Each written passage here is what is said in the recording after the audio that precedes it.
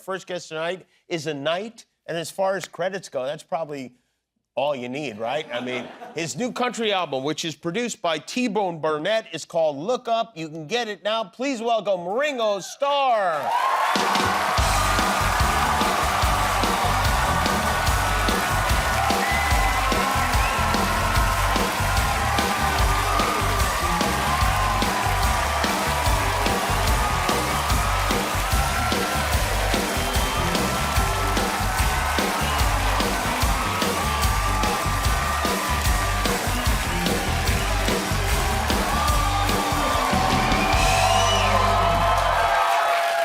Thank you for coming back. It's great to have you here. How are you? I'm doing really good, thank you.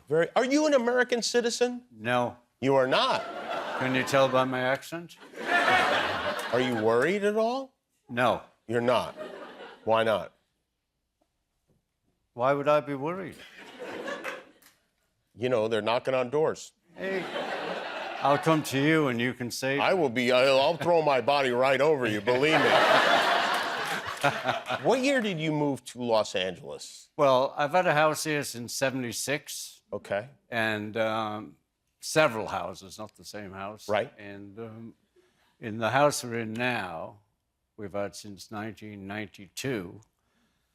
And we actually brought the suitcases and left them here in 2015. Oh, really? Okay. All right. Yeah. So you've Because been we lived in 3 different countries for a long time. Do you drive? Did you drive yourself?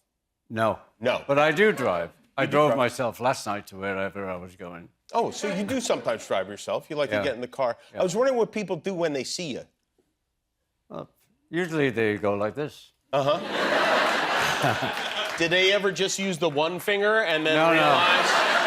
That's the American way. And the other side of the coin, this is peace and love. This is the equivalent of the American one. Is that true? Yeah. It's just how you do it? Oh, yeah. Depends which way you go. Americans would never know. They'd think, oh, you're being very friendly. Yeah. Well, I do photos with people and they're all going. It's so interesting that right now, 55 years after you guys broke up, the Beatles are nominated for 2 Grammy Awards. Right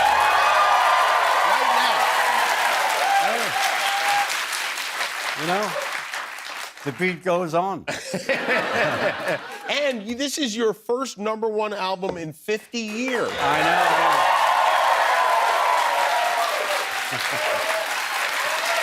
This is, Yeah. You've loved country music your whole life. I've loved country music, yeah. I love the blues as well, but and pop and Motown. Right. I like a lot of different music, but I really love country music. And you know, my life is really great because this came about, no big plan, by accident in a way, but I have the time just to make a left turn occasionally, which we did, and we ended up with a great album. Is it true you were inspired by Beyonce to make this country? No, but I did want to call it Be-On-Say. And they said, oh, we don't think so. Growing up in Liverpool, you would listen to these American country... Who would you listen to? Well, you'd have like Ernest Tubb, Hank Williams, you know, Hank Snow. Right. Yeah.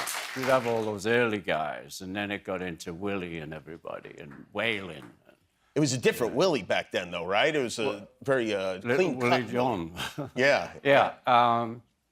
Yeah, but Willie's been around longer than I have, so it's Willie now. Yeah, right. You know.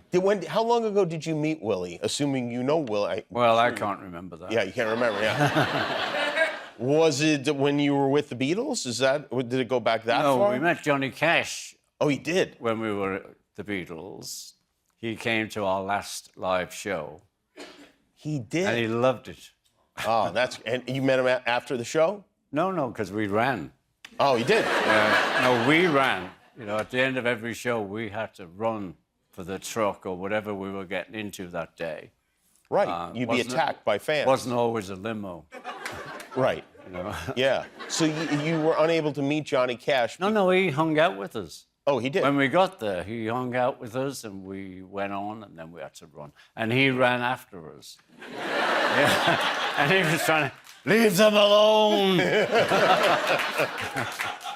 Did you ever visit the U.S. before the Beatles, like when you were a kid? No. No. First time was 64.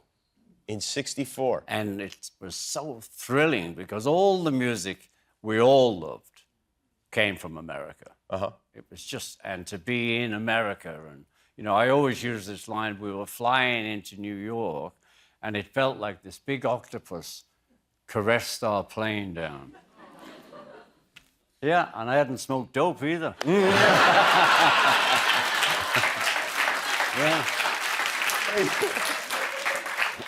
If you think about it, though, that octopus caressing your plane as it touches down is a terrifying thought. It really is. Did you, because I know, I think, I'm not sure, but at that time there were so many cowboy movies, and I know, like, you were a fan of Gene Autry. And... Gene Autry is one of my musical impressions as a lad. They used to have children's movies at the local cinemas, and just for kids, and it was usually a cowboy or whatever it was. At the end of it, we all turned into pirates or cowboys or whatever. And Gene Autry, I don't know, it just blew me away. It was doing South of the Border, down Mexico way. Aye, aye, aye, aye. It was just like one of those musical moments. Did you think of America as populated mostly by cowboys? I did. You did, yeah. Yeah, I did. I went to Texas and was so surprised it was all built up. I did. What? You know? This album is produced by the great T-Bone Burnett. T-Bone. He's a great guy, great producer. How did you guys... Whose idea? Was this his idea to do Well, this? no, that's what I'm trying to tell you. It came about because T-Bone and I have met each other for many years, bumped into each other. And I used to have a lot of parties, and he was at every one, and I never invited him once. He'd come with someone else. So anyway, as life goes on, Olivia Harrison is having a reading of the poetry book she did to George. And so we went, and he was there, and a lot of other people at the Sunset Marquee. You know, it was beautiful. And, hey, how you doing? Good, what are you doing? Oh, well, I'm making EPs through the pandemic, and you know, if you had a track you think would be good for me, why don't you send it over? And he said, okay. And we went on listening to the poems. And then he sent this record, this song for me that was so beautiful, and it was a country track. And I didn't think once he'd be sending me a country track. I thought it'd be pop rock, like I'm doing, you know? And so I thought, well, I'll just do an EP, a country EP now to go with it.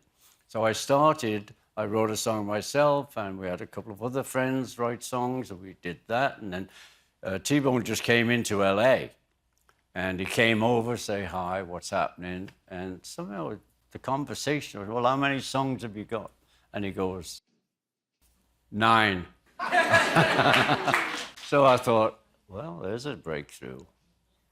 Would you like to produce my country record? And he said, yeah. And we had 9 songs already, and we moved the song I wrote off the other one. And there we go. There you go. The album is called Look Up. It is out now. Ringo Starr is with us. We'll be right back.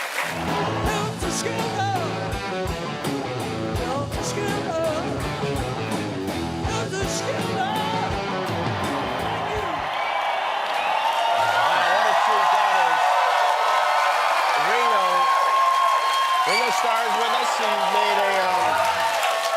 He made a surprise appearance at Paul's show in London last month. It was so surprising. He asked me a month ago.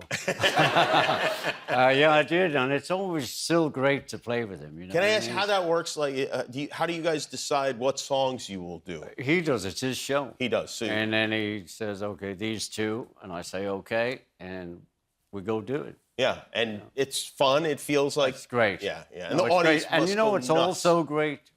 The audience love it. Yeah. They just love to see the 2 of us. Did they see the 2 of us together? They still love it. Did they chase you out to the car? Did you have to run? Yeah. Because I think they could catch you now, maybe. Yeah, you know. I promise you, they couldn't. They couldn't. No. You've been famous for a very, very long time. What? And there are a lot of stories about you. As you know, there are millions of stories about you. You know, what I like to do is kind of weed through those. You mind if I ask you about some stories? And you tell me if they're true or false, if you have any details. Is it true you've never eaten pizza? I've never had a pizza. Never had a pizza. Wow. You heard all those people in the back go, what? Order curry. It's crazy, you know. Well, I'm allergic to several items. On and the pizza. In pizza, you don't know what they're putting in it half the time.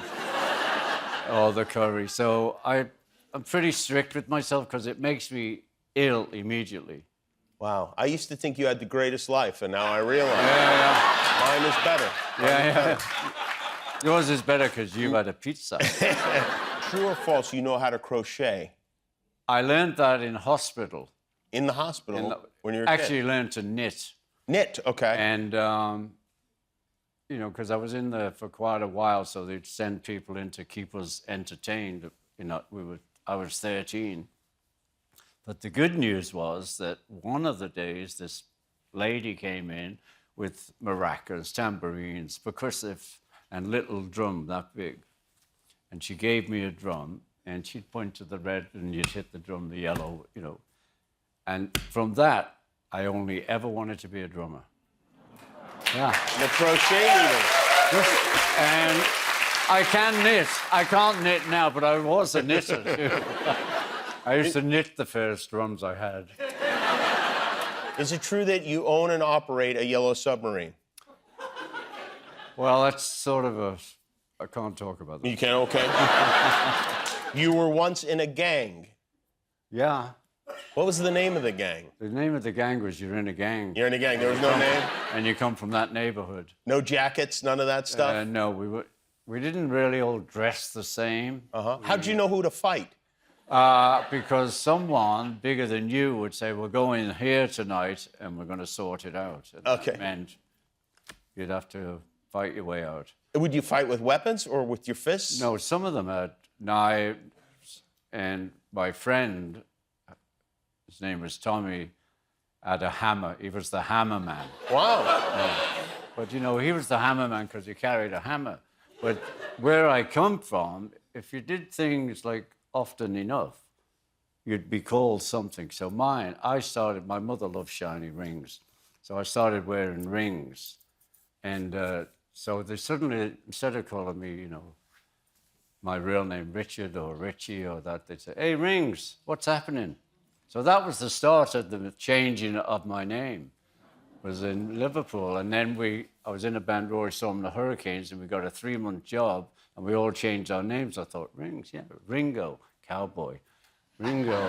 Yeah. Ringo Starkey doesn't really work. Ringo Starr.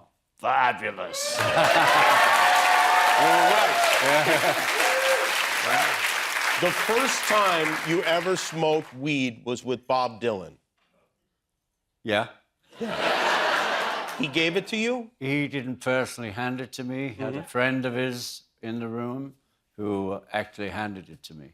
Did you love that experience? Loved it. You did, yeah.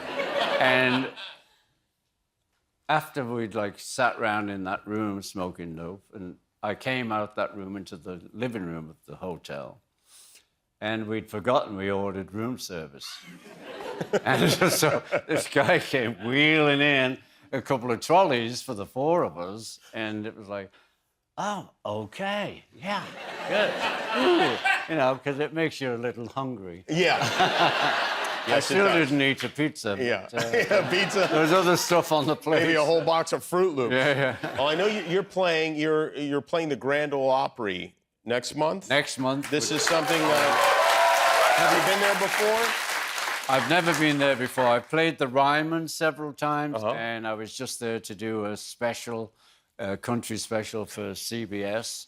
And this is a dream come true, playing the Grand Ole Opry? yeah. Well, the Ryman was such a thrill because that was what it was about when I was a lad. You ended up on the Ryman. Right. And so every time I play the Ryman, I just feel connected. We got you something for next month, and this has kind of been the spirit. Put up the picture of those. Now this is now there you are. In the pink. No! We got you a special. This is more of a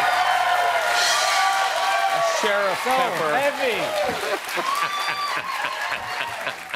There you go. Ringo Starr, everybody. Country music superstar. This is his album. It's called Look Up. Thank you very much for being here. Ringo, we'll be right back.